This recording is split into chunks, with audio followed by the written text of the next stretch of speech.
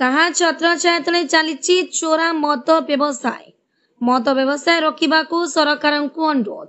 चोरा मद व्यवसाय दिन को दिन वृद्धि पाउछि कलाहांडी जिला अंतर्गत नर्ला अंचल में सरकार प्राप्त मद दुकान अपेक्षा चोर मद व्यवसाय 100 गुण अधिक। मद्यपान करने द्वारा लोकमानक धन जीवन नष्ट होगा सहित परिवार लोकंकर मध्य क्षति होछि। प्रशासन साजिछि नीरव द्रष्टा। जिला अबकारी विभाग अधिकारी किंबा जिलापाल जदि दृष्टि आकर्षण करते तेज चोरा मद व्यवसाय रे रोक लगा जाई परिबो। आसंतु सुनिबा कौन कहउछंती स्थानीय बासिंदा। Bureau report Brahmakila news. परिचय दियंतु। विजय कुमार साहू स्वर्गीउड़ा।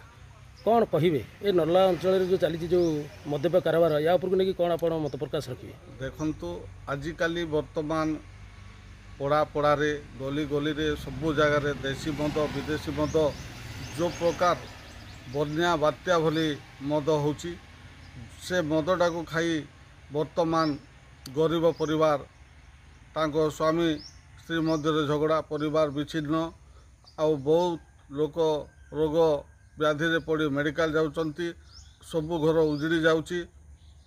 एतिपाई प्रशासन को अनुरोध करुछु जे आमर ए नर्ला पाई से तांकर पदक्षेप केबे नेबे।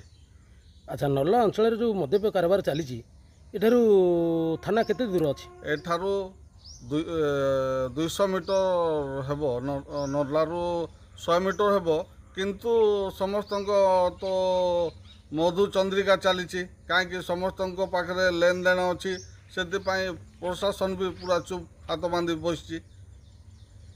मोहन माझी सरकार को आपण कौन रखिए?